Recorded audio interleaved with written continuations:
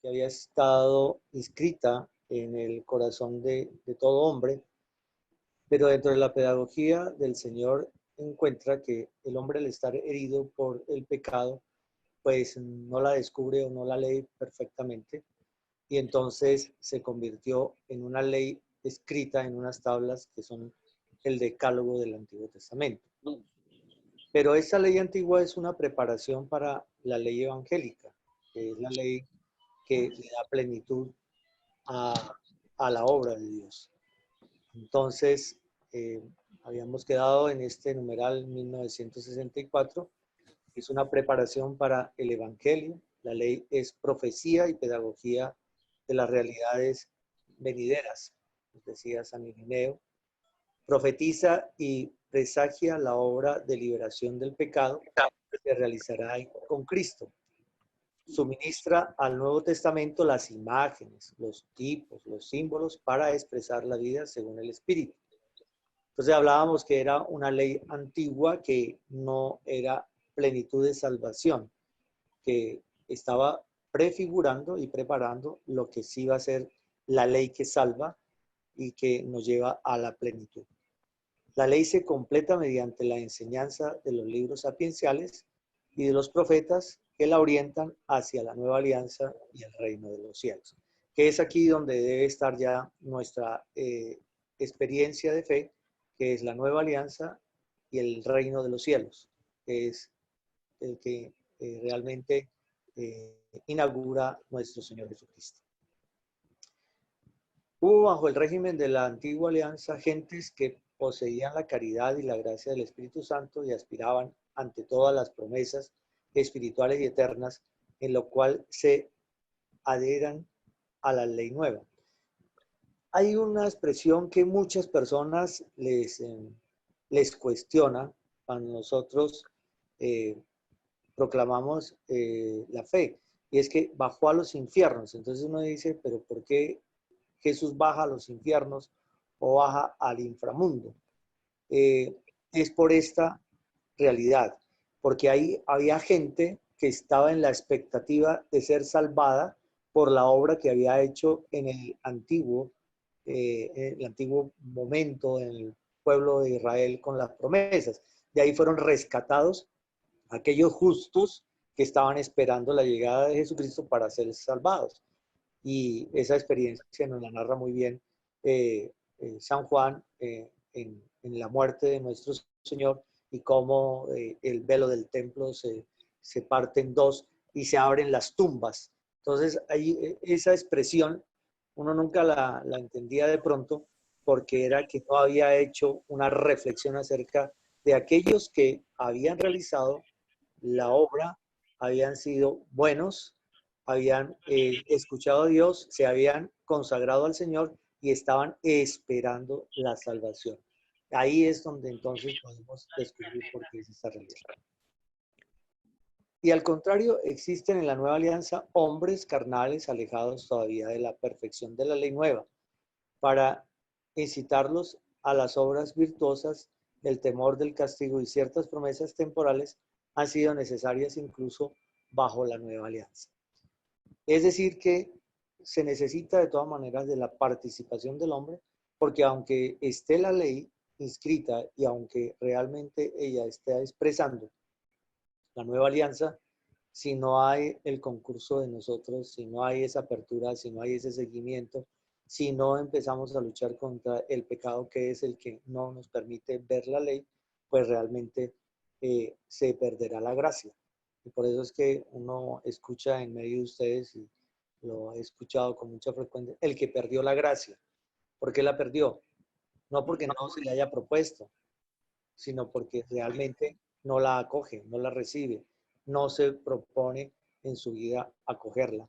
Aquel que ha sido evangelizado, aquel que se le ha entregado, aquel que se le ha evangelizado. Entonces ahí está esta realidad.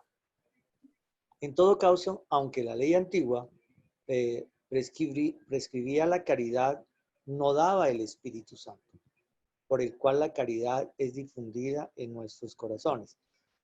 Aquí es donde empieza a actuar la nueva realidad de vida en nosotros. Por eso nosotros somos privilegiados. El antiguo pueblo de Israel no era privilegiado porque le faltaba el Espíritu Santo en esa realidad. Hasta ahora era conducido, hasta ahora era acogido, hasta ahora era llevado.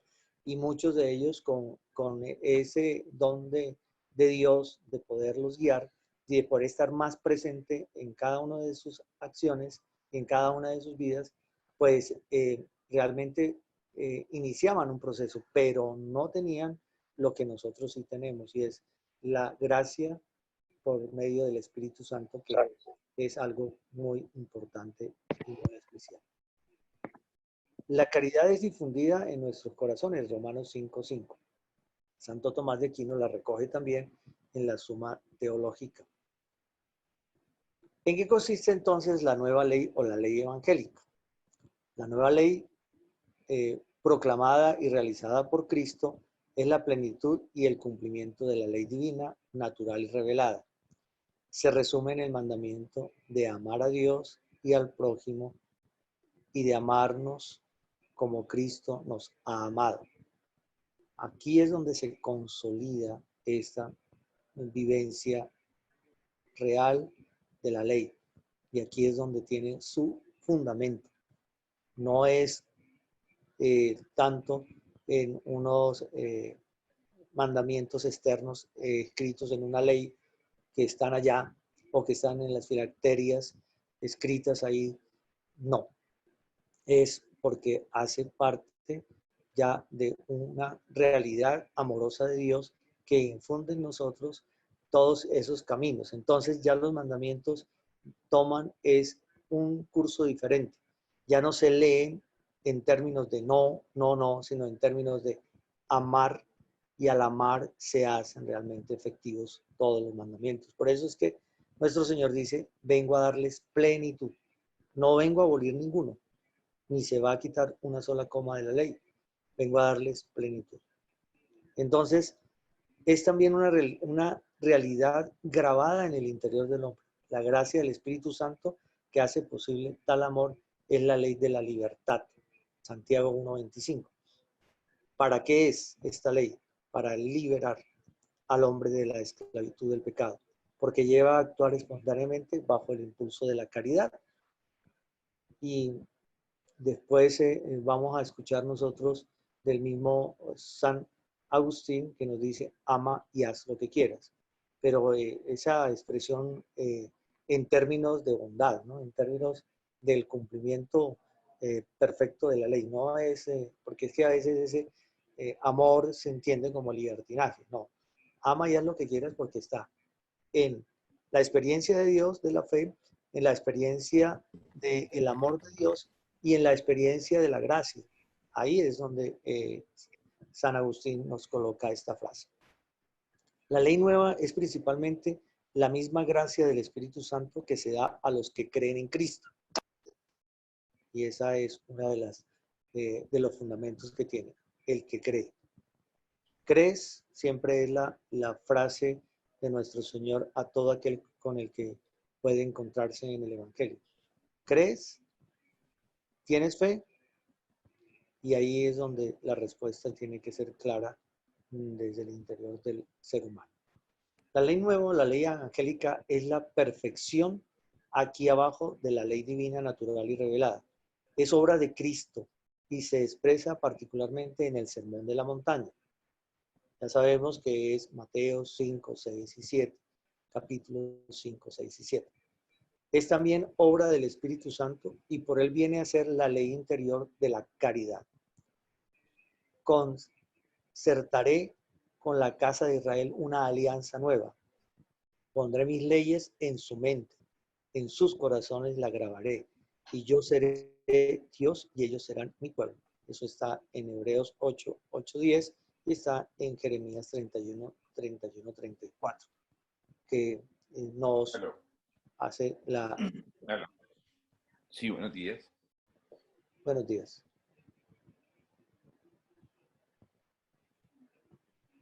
Muy bien.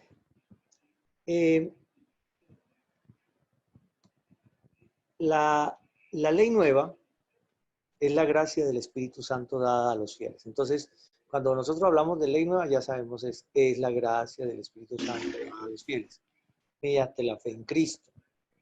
Actúa por la caridad, utiliza el sermón del Señor para enseñarnos lo que hay que hacer y los sacramentos para comunicarnos la gracia de realizarlo. Aquí entonces recobran toda la importancia los sacramentos y los sacramentos que realmente fueron instituidos por nuestro Señor Jesucristo.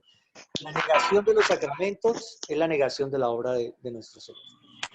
El que niegue realmente los sacramentos está negando que el Señor realizó la obra.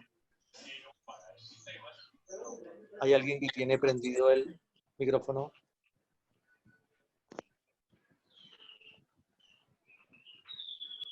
¿Hay alguien que tiene prendido el micrófono? Gracias. El que quiera meditar con piedad y perspicacia el sermón que nuestro Señor pronunció en la montaña, según lo leemos en el Evangelio de San Mateo, encontrará en él sin duda alguna cuanto se refiere a las más perfectas costumbres cristianas, al modo de la carta perfecta de la vida cristiana. Es una pregunta frecuente, yo creo que es como la pregunta de aquel joven que se acercó a Jesús y le dijo, ¿qué tengo que hacer, Señor, para heredar la vida eterna? Y el Señor le dijo, has cumplido los mandamientos. Y él le dice, sí, desde muy pequeño, solo una cosa te hace falta, ve y vende todo lo que tienes, repárteselos a los pobres y sígueme. Entonces, el sermón de la montaña también nos lleva no solamente al cumplimiento de los mandamientos de la ley de Dios, sino a la ley de la gracia nueva en el Espíritu, porque ahí se encuentran otros medios de salvación. La oración, el ayuno, ahí se encuentra en la práctica de la justicia, la práctica del derecho, ahí se encuentra la práctica del amor. Entonces, no es solamente quedarse en esas reglas y normas del decálogo, sino que se planifica en las obras de amor que el mismo Señor Jesucristo nos ha entregado y nos ha manifestado. He dicho esto para dejar claro que este sermón es perfecto, porque contiene todos los preceptos propios para guiar la vida cristiana. Eso nos lo ayuda a ver San Agustín desde la palabra y desde el Evangelio de San Mateo. Entonces es interesante, porque es que a veces, y con mucha realidad de vida, nosotros a veces confesamos personas que llegan contra el primer mandamiento 3 veces, contra el cuarto 5, contra el sexto 8. Uno dice, este señor no tiene conversión o no tiene realmente una búsqueda de cambio en su vida. Es simplemente como ir a entregar un listado y mire a ver el Padre qué hace con él. Pero cuando yo tengo sentido de conversión, yo tengo es que dolerme por las acciones hechas. Y no es así como uno dice, no, me duele haber cometido este acto contra aquella persona que no fue realmente en el amor, ni en la justicia, ni en el derecho de Dios, sino fue una realidad que dañó nuestra relación, dañó de pronto también la vida de esa persona, le causé realmente por eso es que cuando se habla de pecado dice, cuando hay daño en la materia, cuando hay un daño. Pero uno no, esas confesiones así, generalmente uno dice, esta persona vino porque alguien le dijo, vaya y confiésese. Pero realmente no hizo la reflexión desde la ley, desde la vivencia del amor y desde la fe, una verdadera condolerse, un dolerse de ese mal que ha hecho. Es importante hacerlo así. Yo veo que los libros, a veces también para la preparación de una buena confesión, como que tratan de narrar así, como que toda la realidad y lo pasan a uno por todos los mandamientos. Lo que tiene que ser fundamental es en qué momento y de qué manera, con gestos, palabras y acciones o con omisiones, yo realmente tuve una acción en contra del amor de Dios y en contra de la gracia recibida. Ahí sí sería una muy buena conversación. Por eso es que uno debe prepararse. No es que, ay, ya están haciendo fila para la confesión, pues vayamos ya, aprovechemos que el Padre está.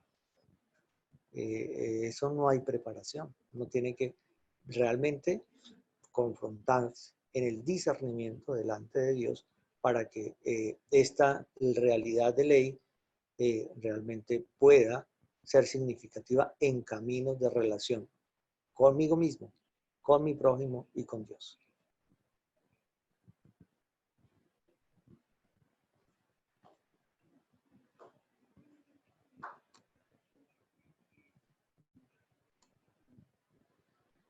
La ley evangélica lleva a plenitud los mandamientos de la ley. Sermón de la montaña, lejos de abolir o de evaluar las prescripciones morales de la ley antigua, extrae de ella sus virtualidades ocultas. Es que aquí es la búsqueda de la virtud y tenemos que trabajar, ser virtuosos, como también ir caminando hacia el tema de la santidad. Uno habla de santidad y personas siempre le dicen, pero es que eso solo fue para San Juan Pablo II, para Santa Laura Montoya, eso solo fue para el Padre Marianito. No, todos desde el bautismo estábamos llamados a la santidad. ¿Y cómo se empieza a vivir la santidad? Desde las virtudes. Entonces, ¿qué tengo que trabajar? Ser virtuoso.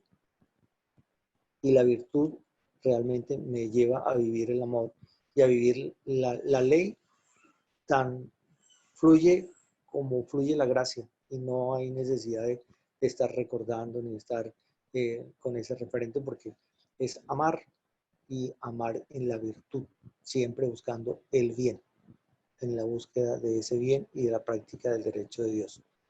Hace surgir de ella nuevas exigencias, revela toda su verdad divina y humana.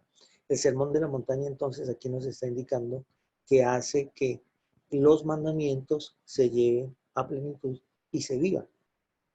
Entonces es muy importante y sería bien interesante hacer un trabajo sobre el sermón de la ventana, las bienaventuranzas, cómo realmente las bienaventuranzas hacen que los mandamientos se vivan y se planifiquen en cada acto que nosotros tenemos. No añade preceptos exteriores nuevos, pero llega a reformar la raíz de los actos, el corazón donde el hombre elige entre lo puro y lo impuro. Mateo 15, 18, 19, donde se forma la fe, la esperanza y la caridad, y con ellas las otras virtudes. El Evangelio conduce así la ley a su plenitud mediante la imitación de la perfección del Padre Celestial. Mateo 5, 48, mediante el perdón de los enemigos, la oración por los perseguidores, según el modelo de la generosidad divina, Mateo 5, 44. Y aquí yo creo que uno de los temas a trabajar es la misericordia. Y otro tema a trabajar mucho es el poder sanar nuestro corazón. Qué cosa tan importante poder trabajar eso, porque miren que hay dos momentos: perdón de los enemigos y de los perseguidores. Y son dos momentos bien importantes, de los cuales nuestro Señor siempre estuvo dándonos testimonio. Y el más grande de todos fue desde la cruz: Padre, perdónalos porque no saben lo que hacen. Es ahí donde está. Y esa es la realidad de lo que a veces nosotros no meditamos y no vivimos en la plenitud de los mandamientos. La ley nueva practica los actos de la religión: la limosna, la oración y el ayuno. Miren esas tres. Esa es la práctica. Esos son actos de religión. Actos de religión es la limosna, la oración y el ayuno.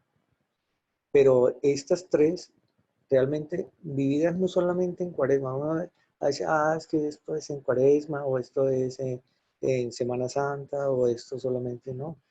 Yo les quisiera decir que, por ejemplo, el ayuno dentro de la Iglesia Católica, como días penitenciales, hay dos: el miércoles y el viernes. Por siempre y nunca se ha quitado de ese tema el ayuno es el miércoles y el viernes, sino que como solo escuchamos que es los viernes en la cuaresma y entonces ya después de, ahorita que estamos en Pascua, pues ya no, entonces ya lo que dejamos de comer en cuaresma, entonces nos lo estamos comiendo ahorita en Pascua. No, no, el ayuno es una práctica que debe ser incluso con mucha frecuencia, de mucha frecuencia, ni siquiera debe ser de 1 o 2 días, de mucha frecuencia. Y ayunar, ya sabemos que el ayuno no solamente es de los alimentos, el ayuno es de los vicios, el ayuno es de las palabras, el ayuno es de los gestos, el ayuno es ir procurando, ir en la búsqueda de la virtud. La oración. La oración no se intensifica solo porque estamos en pandemia. Ahora, después que salgamos de este cuarentena, entonces no volvemos a rezar el rosario en familia, no volvemos a hacer oración, porque pues, como ya pasó la cuarentena, entonces la oración volvió a ser la cenicienta de nuestra vida. Y sabemos que es la oración, ocupa un lugar especial en nuestra existencia siempre y cuando nosotros sepamos administrar el tiempo. No es porque ahora tengamos el tiempo suficiente, no, es saberlo administrar en el día y saberle. Yo creo que aquí el tema principal es el lugar de Dios en mi vida. ¿Cuál es el lugar de Dios? De esa persona tan importante, con la cual yo siempre quiero encontrarme y con la cual yo siempre quiero hablar y compartir. Y la limosna está hablando del desprendimiento en cuanto a que a veces somos muy superfluos en muchas cosas. A veces la realidad de la vida está en vanidad de vanidades, como dice Cogelet. Todo es vanidad. A veces la vanidad nos gana. Y miren que hoy en día, en la evaluación que está haciendo el mundo, nos estamos dando cuenta de cuánta pobreza hay, cuánta necesidad hay. Y cuánta necesidad y pobreza que realmente está llevando a muchas personas a morir de física. Y ahí el sentido de la limosna tiene mucho sentido. No la que damos solamente en el templo, la que podemos compartir con el hermano que está necesitado, con el hermano que en la cuadra o en la comunidad también está clamando por ese que es, un, como decía San Francisco de Asís, si tú tienes una prenda en tu closet que no utilizas ya no es tuya, es de tu hermano. Y a veces eso nos hace falta. En Mateo 6, del 1 al 6 dice, Padre que ve en lo secreto por oposición al deseo de ser visto por los hombres. Y es una oración allá en lo íntimo, allá una oración muy especial de encuentro de corazón en corazón con Dios. Su oración es el Padre Nuestro y nos enseñó también a dar gracias y nos enseñó a tener momentos de colocar nuestra vida en las manos del Señor. Y una oración que es bien significativa. La oración del Padre Nuestro también tiene una reflexión muy profunda y muy sentida dentro de esta ley. La ley evangélica entraña la elección decisiva entre los dos caminos, Mateo 7, 13, 14, y la práctica de las palabras del Señor. Está resumida en la regla de oro. Todo cuanto querráis que os hagan los hombres, hacedlo también vosotros, porque esta es la ley y los profetas. Mire que es una norma muy no extraordinaria ni una realidad extraterrestre. ¿Qué es lo que tengo que practicar? Pues practico lo que realmente yo siento también, y mi propia vida me lo indica, lo que es bueno para mí, hacerlo también para los otros. Y no obrar en contra ni en daño de los otros. ¿A usted le gustaría que lo dañaran? ¿A usted le gustaría que le pegaran? ¿A usted le gustaría que le insultaran? ¿A usted le gustaría la injusticia? ¿A usted le gustaría que le hicieran cualquier clase de daño moral? No, no, entonces no lo haga. Así es de sencilla la regla. Y es una regla de oro que está resumida en este evangelio. Una práctica que realmente es ni siquiera supera la realidad de nosotros. Es algo con natural. Por eso es que está inscrita en el corazón. Y es tan importante que nosotros sepamos que para allá es que va la ley. ¿A ti te gusta que hagan el bien en tu vida para favorecer realmente tu condición y llegues a la dignidad y a la plenitud? Sí, haz lo mismo, ve y haz lo mismo. Y así fue también el encuentro de aquel que con Jesús dialogaban sobre el mandamiento, cuál es el primer mandamiento de la ley de Dios. Cuando doctor de la ley le preguntaba como para ponerlo a prueba, ¿qué es lo que tengo que hacer? Y entonces entran a trabajar un tema que en Israel de pronto no estaba muy claro y es el tema del próximo o del prójimo. ¿Quién es mi prójimo? Y ahí está entonces la parábola del buen samaritano. ¿Quién es mi prójimo? Y cómo es que hay que ver por ese prójimo. Después va a decir también, todo lo que hicisteis a uno de estos mis hermanos, lo hicisteis conmigo. Y más adelante va a decir, vengan benditos mi Padre, porque tuve hambre y me diste de comer, tuve sed y me diste. Ahí está toda la secuencia de la manifestación del amor. Esa es la ley nueva y es el mandamiento nuevo. Toda la ley evangélica está contenida en el mandamiento nuevo de Jesús, Juan 13:34. Amar los unos a los otros como Él nos ha amado. Ahí está, amarnos los unos a los otros. Y eso significa reconocimiento, eso significa escucha, eso significa don del entendimiento, que el Espíritu Santo nos lo da. A muchas personas yo le digo, don del entendimiento, todas las mañanas. Señor, dame el don del entendimiento, que me lleva a discernir, el don de tu sabiduría, que me lleva a comprender qué es lo que realmente tiene que darse en mi vida como sentido pleno. Pero a veces eso no, que nosotros tendemos más a practicar una justicia en la cual realmente nosotros es de gritos o de insultos o de maltrato, supuestamente a veces porque es que eso es lo que tiene que ser, pero descontextualizados a veces en muchos momentos.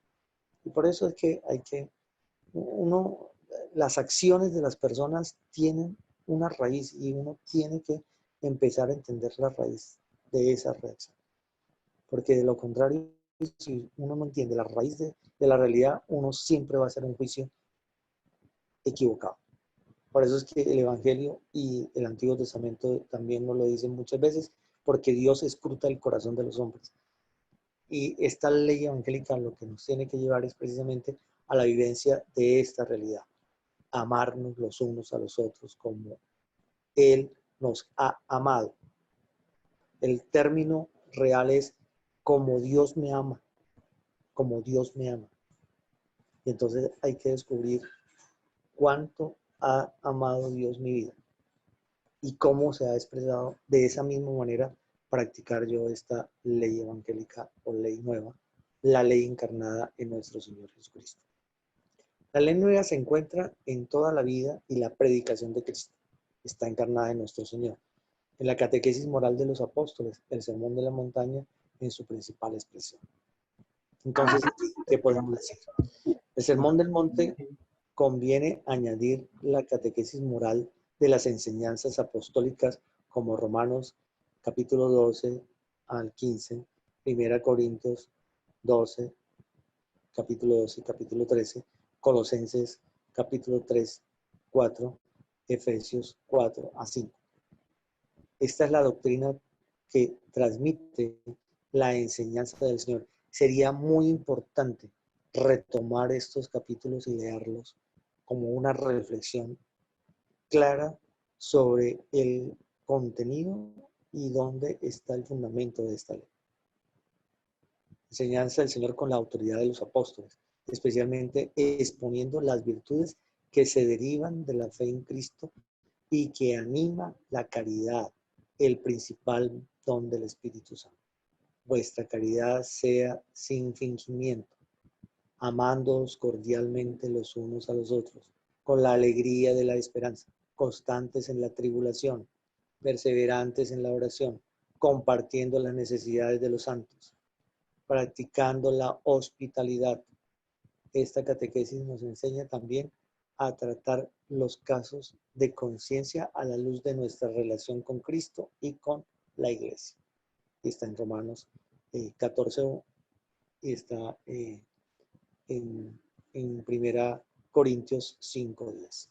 Entonces, para que tengamos unos elementos mayores a solo centrarnos en unas tablas de la ley que tienen una primera enseñanza, pero que se planifican en estas realidades que ya como dice el texto, son doctrina transmitida con la autoridad. Esta también, que es lo que está revelado en las cartas de San Pablo y que realmente nos van a ayudar a entender el verdadero sentido de la ley. Que la ley no es algo frío, externo, cumplir por cumplir, porque es que así está mandado. Hay muchas personas que yo me confieso en Semana Santa porque está mandado. Yo cumplo algo porque está mandado. Pero eso hace parte de tu vida. No es que está mandado porque toca. No, esta ley no es así. La ley es encarnada en una vida. Por eso es que ser cristiano no es una profesión, es una vida, es un estilo de vida, una manera de vivir. ¿Cómo vive usted cristianamente? ¿Usted cómo es su estilo cristiano? ¿Cómo es que usted se expresa cristianamente? Entonces siempre pregúntese, ¿realmente estoy haciendo mis actos cristianamente? ¿O mi vida es cristianamente, es una respuesta cristiana, una respuesta en la fe? Porque ahí es donde está el verdadero fundamento. Lo demás realmente es un referente que si uno necesita de pronto cierta claridad, pues bueno, aquí está. Pero la realidad de la vida ya nosotros la conocemos, la sentimos, la vivimos, si vivimos en la gracia y en la fe y en el amor a Dios. Es que ahí también es el otro elemento. ¿Será que sí estoy viviendo verdaderamente el amor de Dios o es para que me vean? Porque hay algunos que así como en el Antiguo Testamento iban era para que los vieran. Entonces tocaban las trompetas porque iban a hacer un acto de oración o tocaban las trompetas porque iban a regalar algo. Que cuando tú hagas algo, tu mano derecha no sepa lo que hace la izquierda.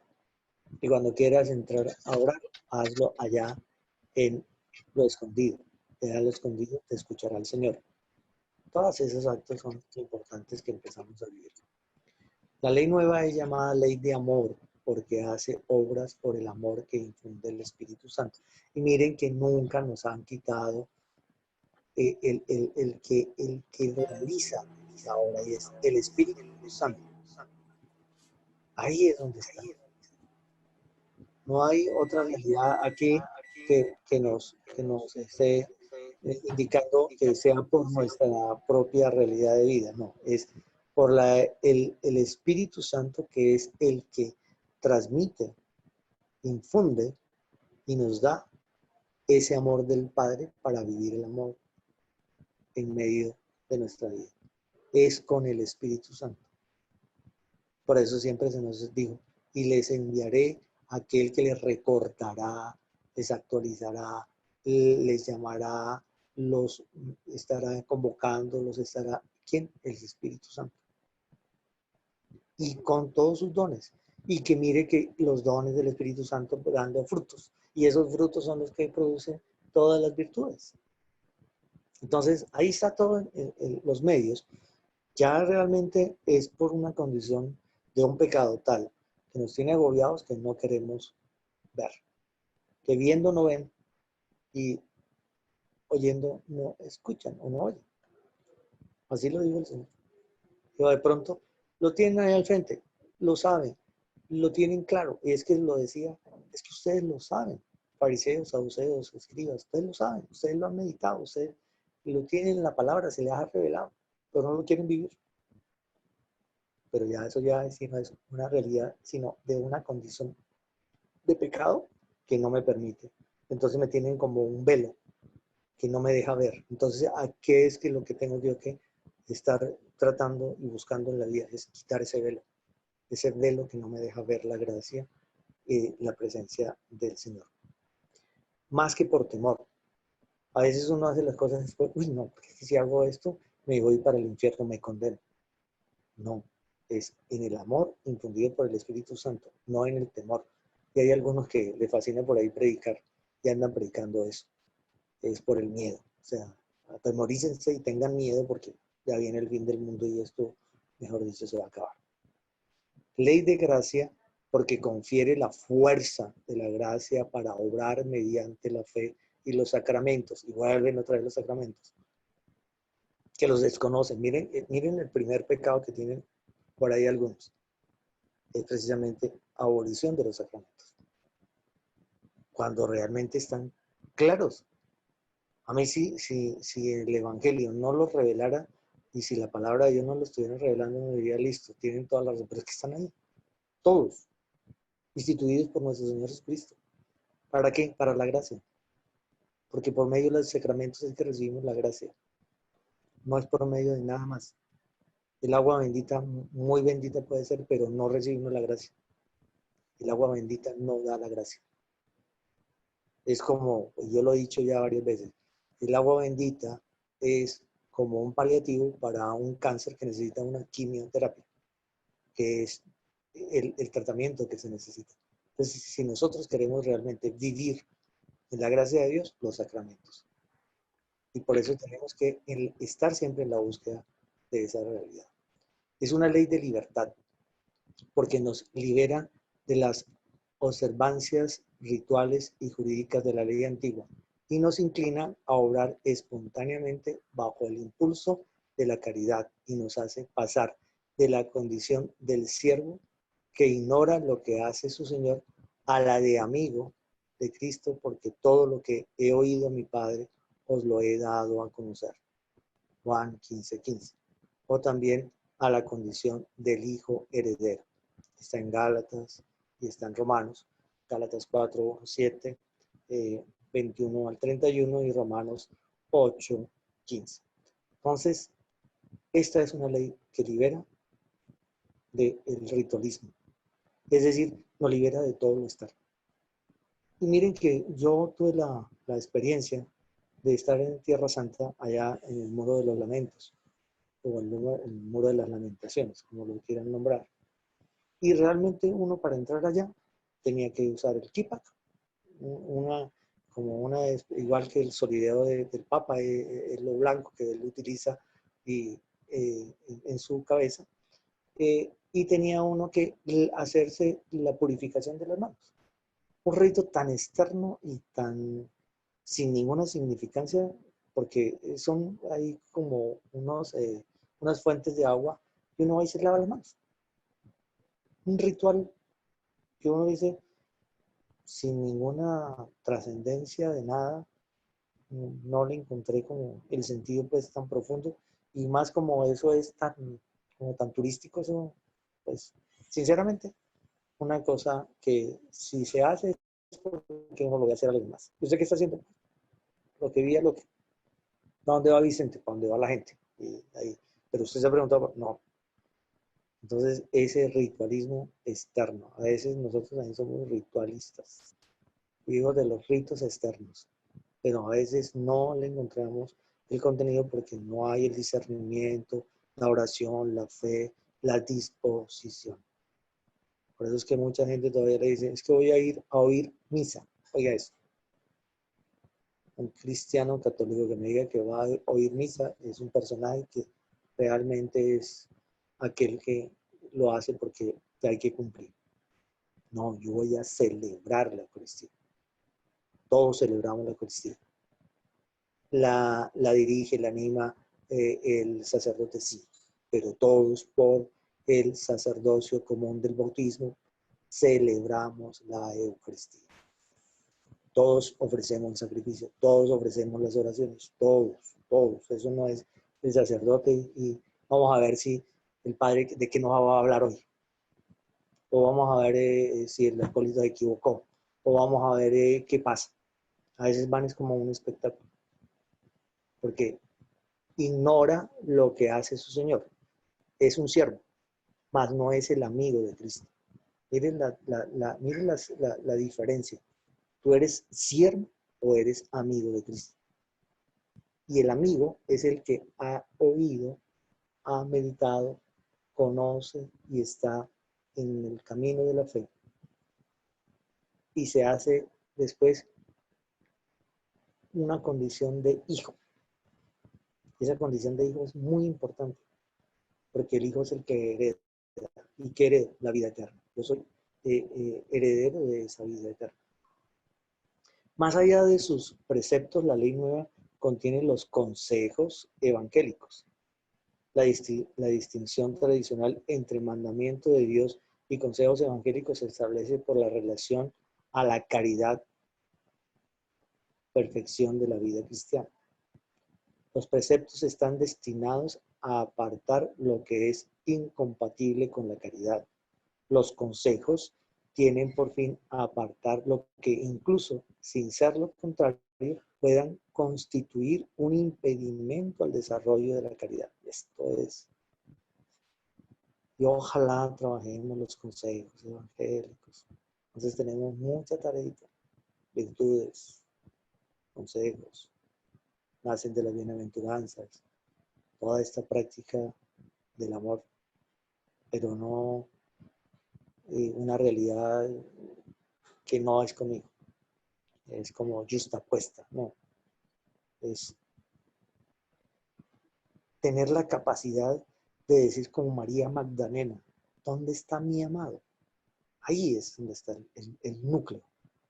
Yo creo que esta es la frase fundamental para entender esto. Mi amado, al que yo amo.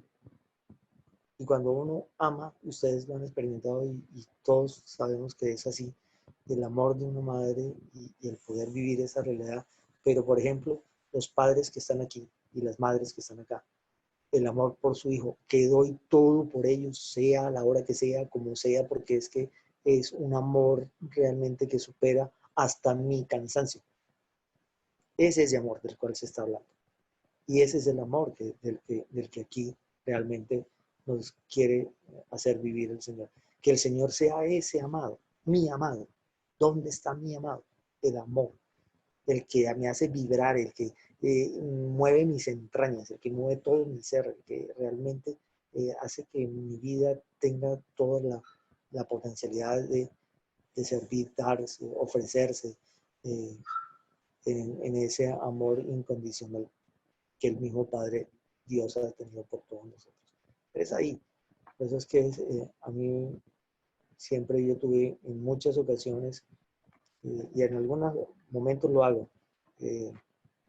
Estoy en una charla y digo, no sé ustedes, pero esto es apasionante. Eso, ahí, como en esa frase, que uno vibre con esa realidad. No, y usted, no, pues no tenía nada más que hacer, entonces por eso fui a misa. No tenía nada más que hacer, entonces estoy escuchando esta charla, porque, pues, como para llenar en la mañana, porque ¿a qué más me dedico? Ya me cansé de estar lavando los platos. Muy bien. Los consejos evangélicos manifiestan la plenitud viva de una caridad que nunca se ve contenta por no poder darse más. Atestiguan su fuerza y estimulan nuestra prontitud espiritual. La perfección de la ley nueva consiste esencialmente en los preceptos del amor de Dios y del prójimo. Los consejos indican vías más directas, medios más apropiados y han de practicarse según la vocación de cada uno. Aquí no es para que todos sean monjas o sean sacerdotes. En la vocación, en el matrimonio, que yo he escuchado unas expresiones en estos días como muy lamentables y muy dolorosas.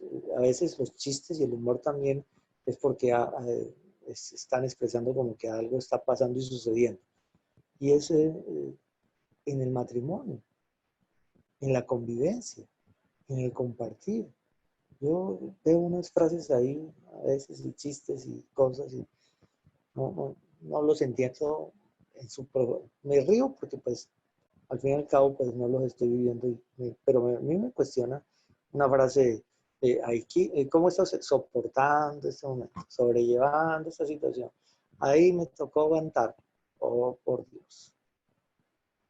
Ahí hay una falencia que tiene que como reflexionarse, porque aquí dice según la vocación.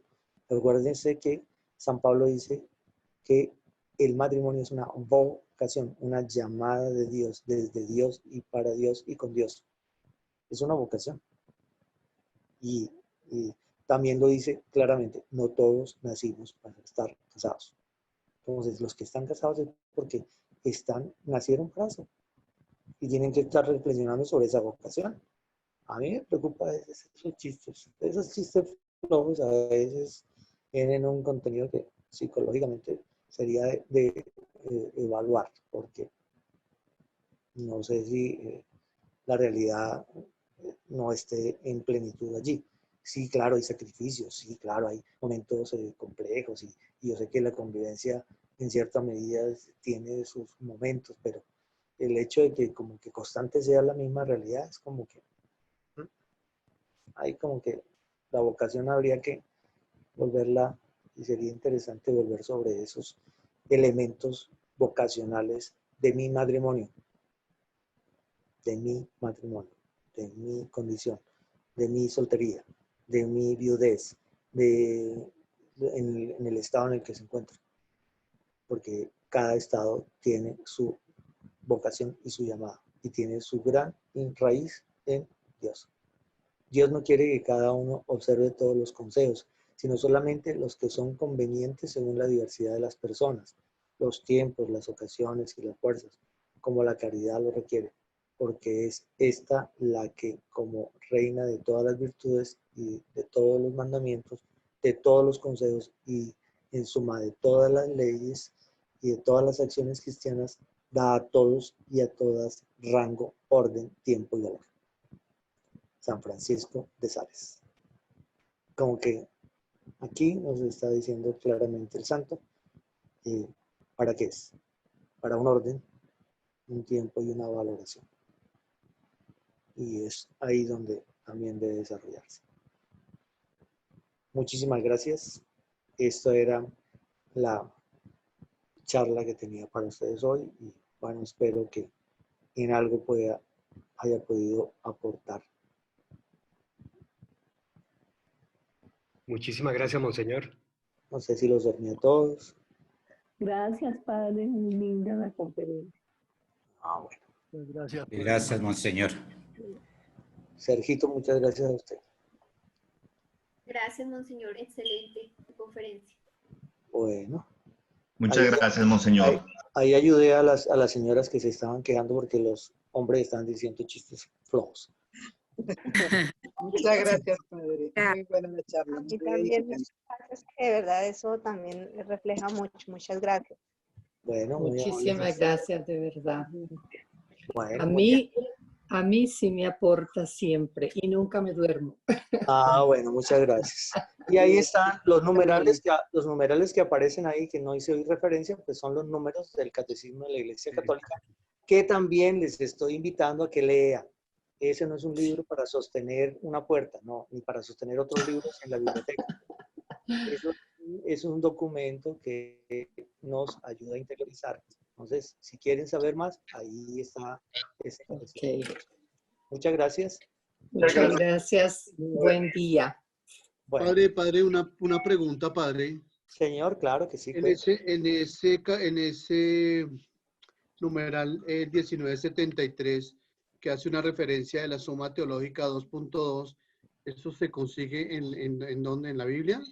No, señor, la suma teológica es un documento, elaborado por San Agustín o por Santo Tomás. Entonces ahí dice San Agustín, dice antes San Agustín, que San Agustín el que escribió la suma.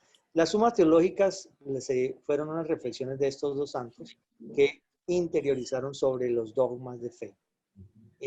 Hicieron una lectura de lo revelado e interiorizaron desde la filosofía cómo poder entenderlos más y cómo comprenderlos más. Eso es mi misterio. Gracias.